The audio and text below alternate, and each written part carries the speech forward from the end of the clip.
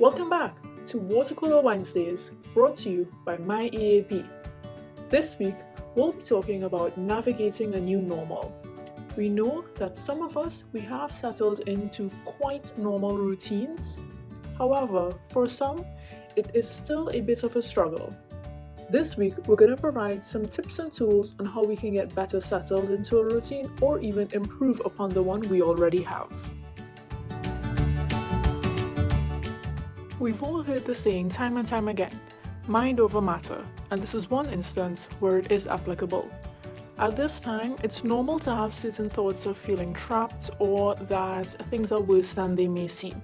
However, it's important to reframe those thoughts. For example, instead of thinking that you are trapped home, now is the time that you can refocus your energy and your mind on things such as your self-development, your self-care, and even at-home projects. While some of us may still have work deadlines to meet and may be on the front line, some may have more time on their hands, and it's here we suggest that you use this time wisely. You can learn a new skill or even practice a hobby that you've been wanting to try for a really long time, like sewing, gardening, or even painting. For those of us who are working from home, or even if we are on the front lines, we do suggest creating a new everyday ritual, something that we can get in the groove of and give ourselves that sense of normalcy in our lives.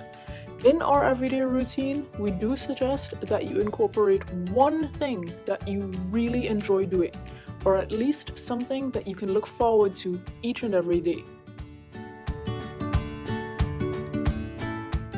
We've also been talking a lot about self-care, and one really interesting thing that we can take up during this time is journaling. Now I know, when we usually hear journaling, we think of writing in a diary. It is like that, or it can be your interpretation of it. You can do a photo journal, you can get creative and draw, sew, paint, whatever it is that you feel comfortable doing.